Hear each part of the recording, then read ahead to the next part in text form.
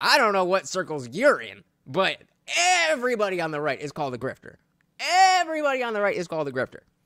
I think that's showing a little bit of your bias.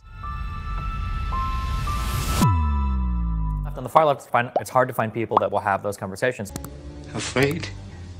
But I mean, on the far right, like how many earnest debates does like Ben Shapiro do, where it's like a hardcore debate against somebody, or like even a Steven Crowder, or even a Jordan Peterson? Like these people aren't generally having like hardcore debates. Yeah, so I was saying Jordan Peterson did that circuit with Sam Harris, and he was doing real, real debates and real conversations. Look the fuck out. So I would take him out of that. But certainly Ben Shapiro, certainly Steven Crowder, he does his change my mind segments, but where does he always do them? He sets up at a college. Any of the feelings over facts over feelings, any of those videos, they're at a college. They're at a speaking event. That's typically at a college. It's just Shapiro being Shapiro. No, it's not to say that these people can't debate. But the point is, they're not out there pushing the conversation. So for the rest of us, it's just like, here's what we think. Here's what we think. And so it's like, okay, I guess that's what you think. There's no challenging of the ideas to be able to move the conversation forward. They do step out sometimes, but Yeah, and it bothers me when I go to the conferences, the quote-unquote anti-woke conferences. It bothers me that they have panels in which everybody is agreeing with everybody else in the panel. Agree. It bothers me. Okay, so I think this is really important. I am completely, not only am I sympathetic, like I grok it. I completely understand that you can't get people who are identitarians to come on and speak at your conference, and you can't have debates. Like, I get that. But why can't you have people steelman those positions and say, look, this is the quote-unquote good faith representation of these positions? Right. And the reason they don't do that, again, is because they know there is no good steelman. This is the quote-unquote good faith representation of these positions. I don't see that. I see these as forwarding anti-woke ideological narratives, many of which, by the way, in my experience, have been Christian nationalist in its origin, in its orientation. But I do see these competing echo chambers constantly branching out with ideological conformity baked into the system. Why don't you just go back to your Justin Timberlake and your homework, you conformist asshole? You just don't know what real pain is. And I find it incredibly disturbing. I mean, I said, shit, me too. It is disturbing.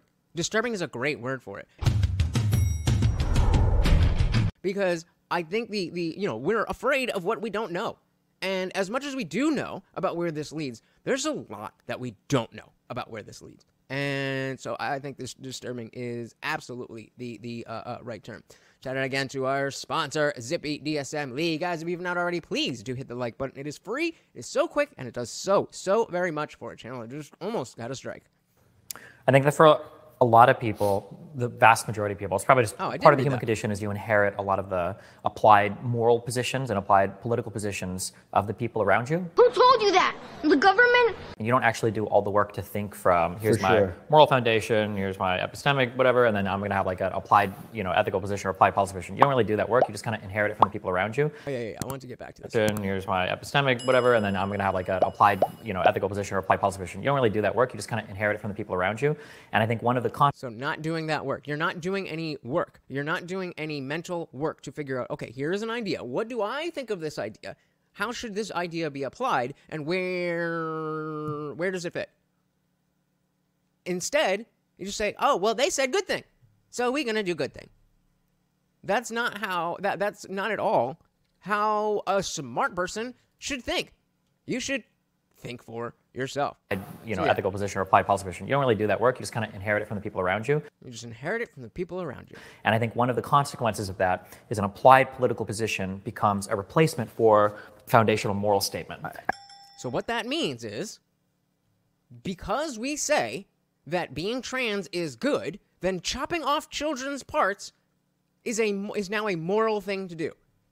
It's working backwards. So 100%. Yeah. So if I say if I say that I believe that a certain people are like either committing genocide, or if I say a certain group of people are like against rent control, what I'm really saying is that like I just don't like what these people are doing because they're breaks away from my applied position. So then if you have another person who's against your applied position, they believe something different, it might be something like minimum wage. You're against minimum wage and they're for minimum wage. Well, it's because they hate business and they hate people and they want everybody to fail. Because you can't even conceive of a different foundation of a belief when you don't have a foundation for your own beliefs. Because they're chaotic evil, they would say. Yeah. When you don't have a foundation. And so that's why I don't think that Destiny is a grifter.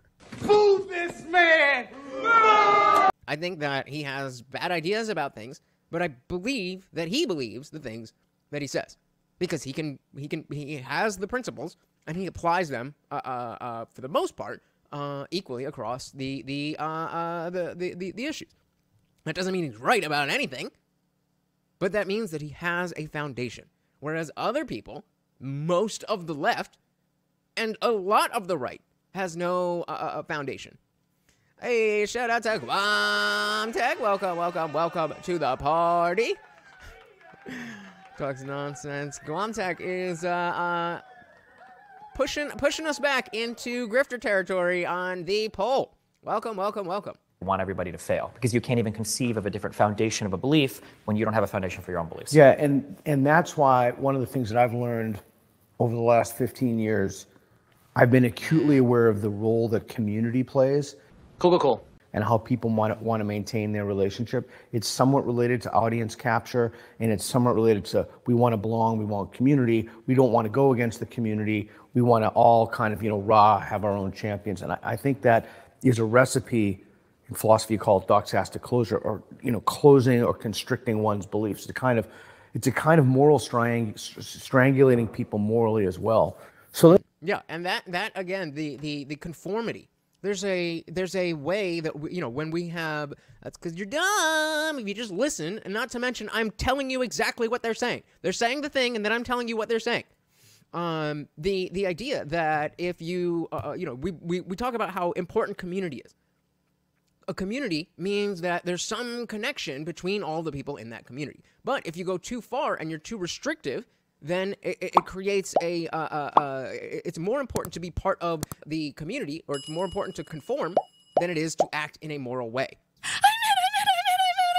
And again, that is the left. Context that I like his content for the most part. I don't really like him. Yeah, I think I agree with that. I agree with that statement. I don't like him as a person. I can definitely appreciate what he does and all that stuff, but I don't know if I would want to hang out and be buddies with him, Guns and Cafe said back in the day, if you went against the grain, you got kicked out of the cave and died. Yeah, and so some level of conformity is necessary.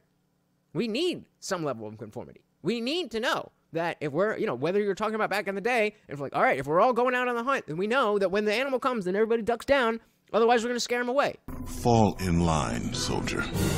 Or it's that whenever somebody pretends that they're a different gender, then we will affirm that no matter what, despite the morality. That's compassion. So there has to be a middle ground. There has to be a middle ground. Maybe I just changed it. Let me know. Trey said, I find it funny that only people in the left are considered grifters when a lot of people on the right have shown signs of being a grifter. I don't know what circles you're in, but everybody on the right is called a grifter. Everybody on the right is called a grifter. I think that's showing a little bit of your bias because, there has not been one person that I even know makes videos who has not been accused of being a grifter.